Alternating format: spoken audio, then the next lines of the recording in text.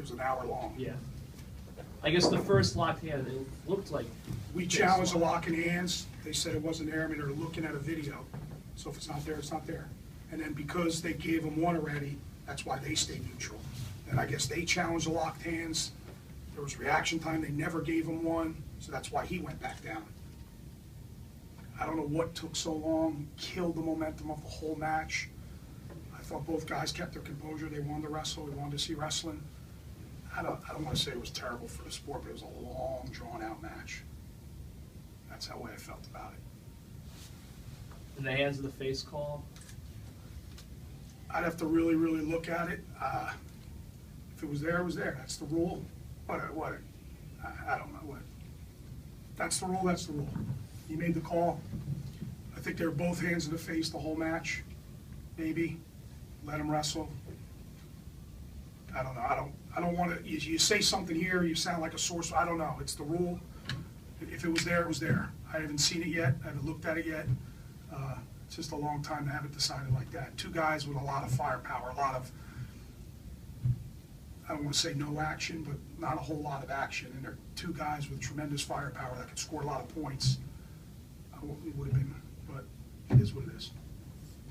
What did you think about the match being the way it was, only 1-1 after 2 periods? That's kind of what I thought. There wasn't a lot of action. I don't think there were many attempts on either part. I don't think one guy even got in on a leg. They're two world-class opponents feeling each other out for a long time. And you hope they wrestle again. I'm assuming, you know, I mean, on on our end, we'd like to see that match again, national tournament.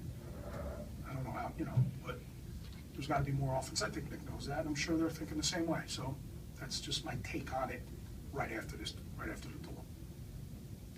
Anthony, from your perspective, what happened at the end of your match?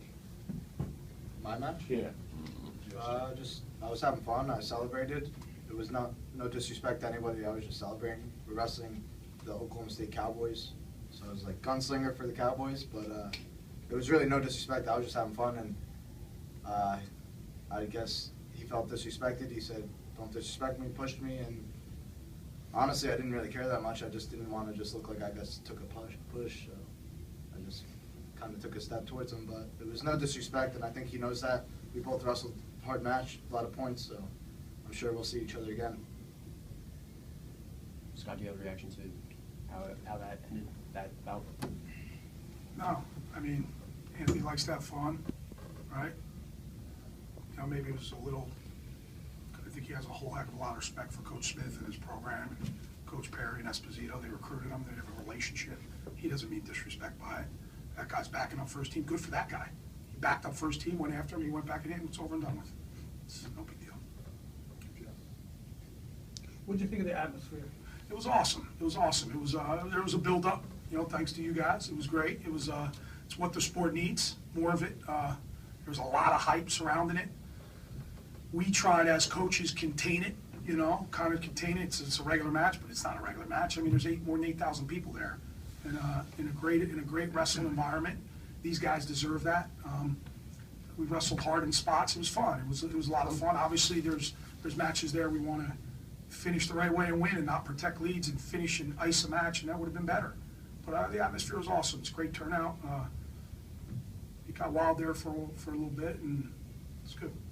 Do you think that hype contributed to a tentative start for Nick at all? No, I don't. It was a build-up, you know. That's what he wanted. He doesn't mind that. That's what it's about for him. So I don't think that had anything to do with it, you know.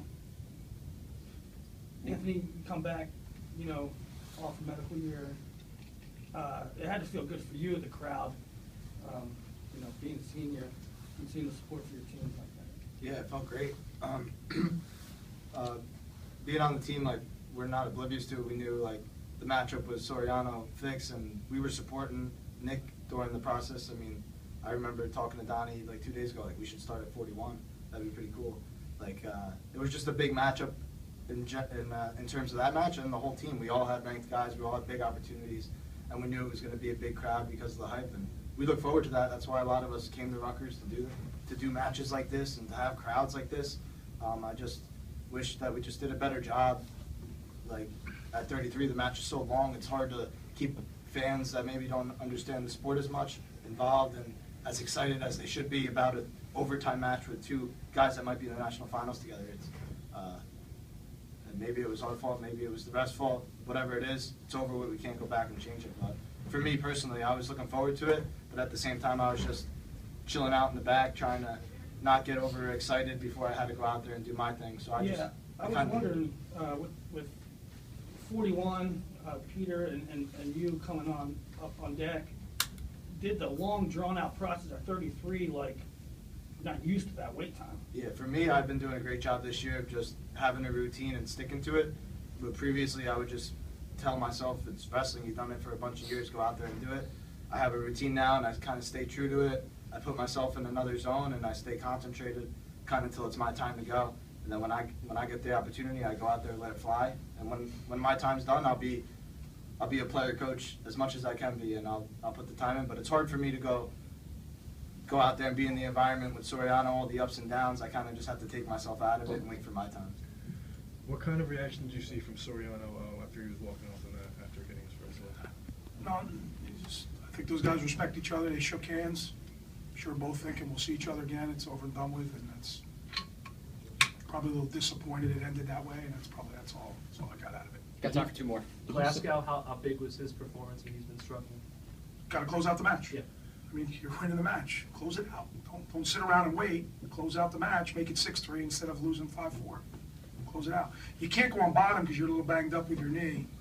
Then don't get taken down. That's the way I feel at 65. It's the way I feel at 97. Close out the match and ice it. And the only way you really get over the hump as a program and from an individual standpoint is winning those big close matches, environments like that, because it's going to come a point in March where you're going to have to do it. And that'll be our message next practice, and it's always our message. So it's probably the most frustrating thing as I sit here right now. And Gravina, any idea?